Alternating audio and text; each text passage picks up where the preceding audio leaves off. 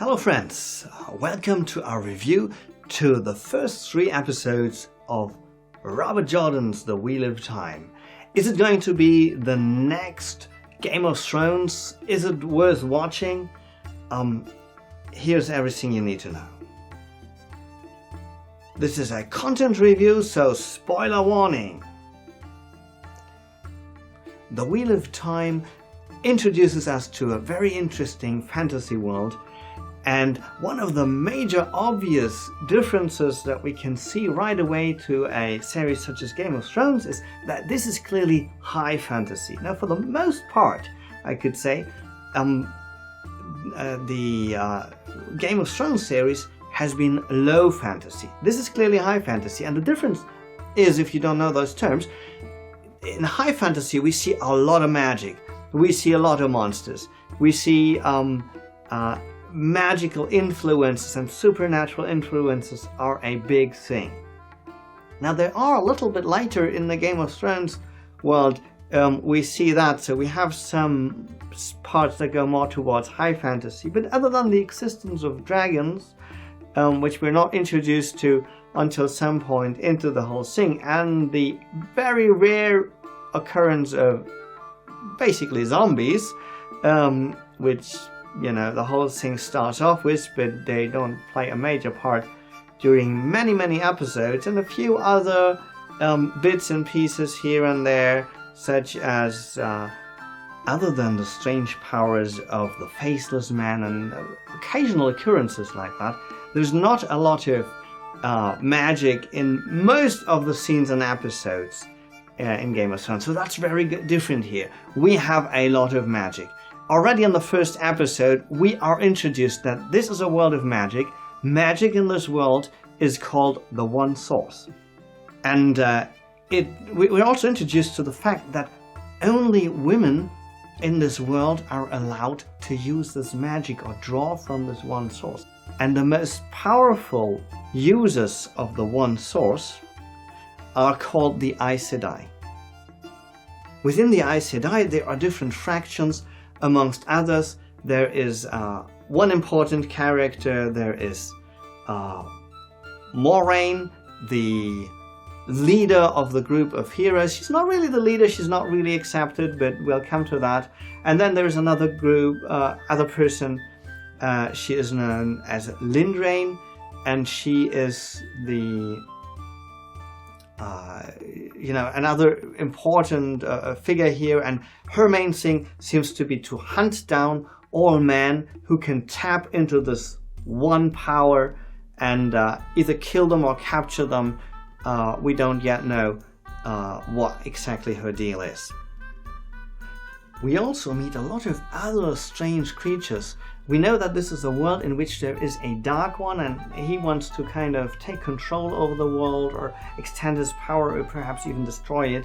And he has servants known as the Eyeless, and they're kind of sort of his demonic servants. It's a bit like, at least it creates an impression, sort of similar to Sauron and the Nazgul.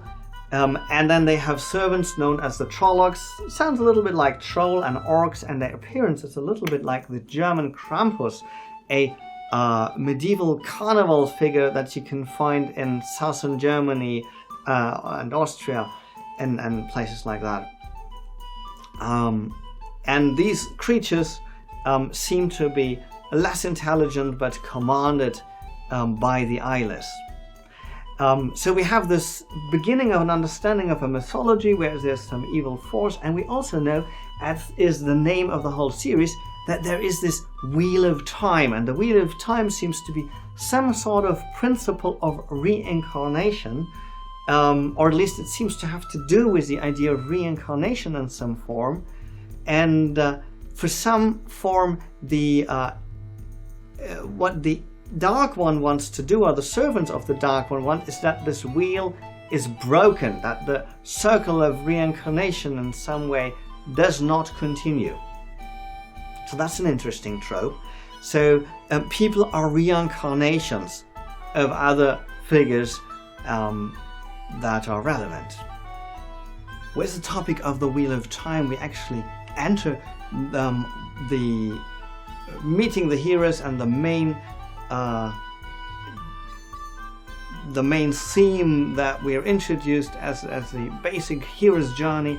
There is a prophecy. They say the last dragon broke the world, and the next one is going to save it. So, who's the dragon? The dragon is this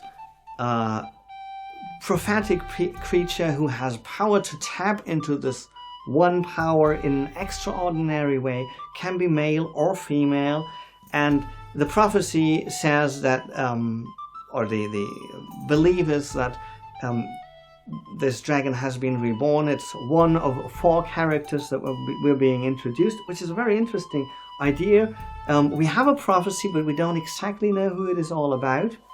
This is it sometimes happens in mythology, and it sometimes happens in fantasy. And here we have 3 specific characters to pick on.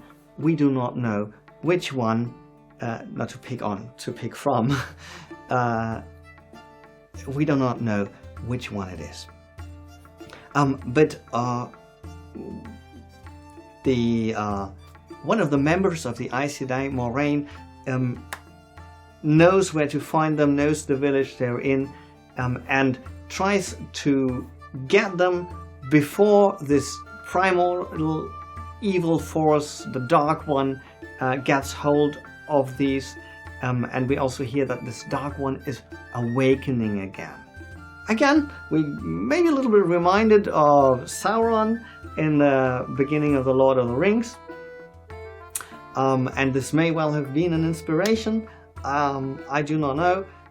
But this is a classic theme. And, this magic user, this Aes Sedai, she arrives just in time to save those 4 main characters. There's a sort of 5th character we also introduced. She is the wisdom, that is the magic user of this village, but she's not trained in the way the Aes Sedai. She considers herself the protectress of the village, but as we see, when the village is being attacked, I'm sorry, I don't want to be starting, but she's pretty useless.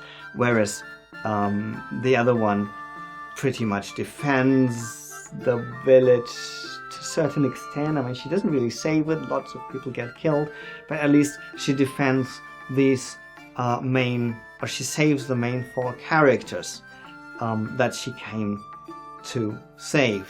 So it's not ideal. Her powers are not limitless, and she gets wounded, which becomes an issue later on the journey. So in terms of the mythological hero's journey, we have the creation of a world in which there is reincarnation, in which there's magic, in which there's also an established framework where magic is being restricted to certain groups, but that seems to me more like a social construct. There is the notion that men, for some reason, may become crazy if they use magic, and that's the reason why some of these Aes Sedai want to kill men before they become crazy using magic. So there may be some history to this that we are not yet being introduced to. But there, in this world building, we have also very interesting mythological topics about the difference between men and women, about male and female power and how it plays out. And I'm very interested what the ideas about this are going to be. And there are also other factions, for example, the White Cloaks, who want to destroy the Aes Sedai and who definitely don't come across as the nice guys. And the one of the main guys we're introduced to, he is a questionnaire, sounds like some form of inquisition, who is extremely cruel and very dislikable. So he seems to be some kind of inquisitor who wants to destroy, or who's one of the people who wants to destroy the Aes Sedai. And this reminds of the witch hunt in the Middle Ages. So we have witches and witch hunters and inquisitors. And he was actually literally burning one of the Aes Sedai on the stakes, so that's pretty much that. So these white cloaks seem to be some kind of an, inquisitory knight order or something like that. But we learn a lot more about the whole world. We learn that there is also a primordial evil force called the Dark One that threatens, and there's also a force such as the dragon, and this is where the prophecy comes in, and we now get to the destiny of the hero. And if you haven't noticed, and if you're not familiar with what we do on our other channel, many of our reviews will be based on the hero's journey, will be based on mythological concepts. And if you're not familiar with the hero's journey, we will introduce the hero's journey from a storytelling perspective on this channel. And if you want to look at the hero's journey in general terms and how it applies to your life, look at our other channel, link in the description. We have a full series on the hero's journey which describes it in every detail. So the starting point of the hero's journey is the destiny of the hero of the prophecy, and we have this prophecy or this destiny of one of these four people who is the dragon, and this we don't yet know how this plays out, but it could become a force for good or evil. So there's choice, there's perhaps free will, there's the battle between good and evil, so we have many interesting mythological tropes. So let me say a few more words about the four seemingly main characters in the series. We have Rand al'Thor. He seems to be like the archetypically, he seems to be a straightforward figure, very honest, brave, courageous. I can't yet quite put him into any of the classical archetypes, but I would say he seems to be,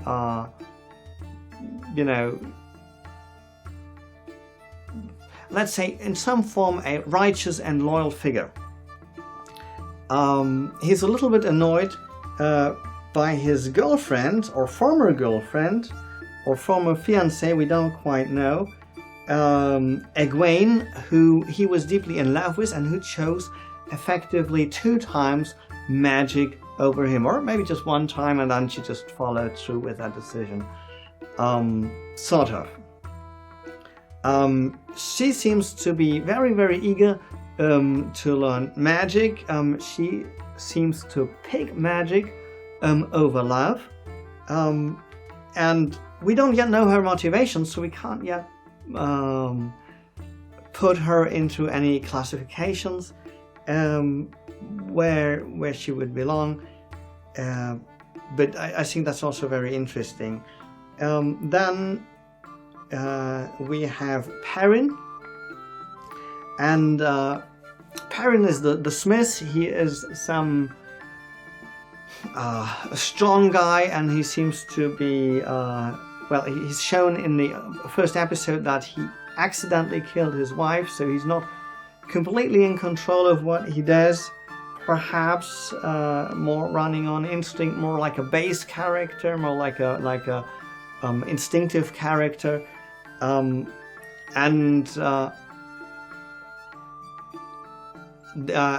of the interesting things, he shows us that he is wounded by the Trollocs, and shortly after that the group are being followed by wolves. So I don't know if there's a connection, but it gave me this werewolf wound kind of thought. Is this because he also doesn't show anybody his wound, so what's going to be the effect of that wound on him, and do the wolves have anything to do with that? Finally we have Matt. He seems to be one who is in one form or another the trickster archetype. He is a thief. He plays games for a living, like dice games and coin games or whatever he does. And he seems to be a little bit of an ambiguous character. He seems to be not so loyal, and at the same time he seems to be very loyal to his family, to whom he tries to get back and whom he tries to protect. So we don't know where that's going, but that's also, I'm sure, very interesting. And he actually eventually meets a character called Tom Marilyn, and Tom Marilyn, he is also a type of trickster, but he seems to be like a senior figure to him, and maybe becomes some kind of guide to him. And in the events at the end of episode 3, where some of the characters, especially Rand, has encountered a dark friend that is somebody who serves the Dark One, who also goes by the name Baal-Samon, which probably is a word play on Baal, the ancient evil idol in the Bible, or the Beelzebub, one of the name in Hebrew for the devil, or for some demon, from Beelzebub, the Lord of Flies. So there seems to be like a devil figure, and some human beings tend to serve him in order to be rewarded. So what they want to do is they want to deliver the dragon to the Dark One, and they expect a great reward for having done that. So this is another interesting turn of event. And we also see at the end of episode 3 that the wisdom of the village Nianave, I have to pronounce that correctly. I have to learn to pronounce this if we're going to continue doing that. Sorry guys, bear with me. She rejoins, actually I think it's Nineveh or something like that, and this may be a play of words on the Lady of the Lake in the Assyrian cycle of mythology. So we have a lot of references. I mean, even Rand al-Thor, there's Thor, the through the Marvel universe, cinematic universe, very famous Nordic god of not of hammers but of thunder. So we have very interesting associations in the names here. I think that is very, very interesting. And I believe Nineveh refers to the Lady of the Lake in the Assyrian mythology. So she is like the supreme sorceress, but she is not supreme. We've seen her powers, at least at this point, were not so great. And Igraine is the mother of King Arthur. So there are some references. I mean, whether they're actually just, using names or whether they're actual references, we will find out. But in some cases, I think it's pretty obvious that they were meant as references, and I like that a lot. So that's quite interesting. And last but not least, I want to mention that we are introduced to a group of peaceful nomadic group that's very friendly, that takes in Perrin and Egwene, and they call themselves the Tinkerers or the Tuathan, and that sounds to me very much like the Tuatha De Danann, the Celtic mythological divine race that is central to at least one of the Celtic cycles of mythology. So it's a divine people, people of supernatural race, basically. So I don't know how this is just a play on names, or whether they will actually be in some form or other influenced by the mythological concept. We'll be looking into this furthermore, looking forward to the next episode. Just a few final words about the general, a general review. I think there's a lot of interesting storylines started here. I think it was a very difficult job to get all these different characters introduced so quickly. Maybe they should have taken a little more time for this. I feel I'm not too intimately connected to or identified with any of the characters yet. Some of them seem to be interesting, but none of them yet seems to be somebody I can very strongly identify with, but I'm looking forward to see how that plays out.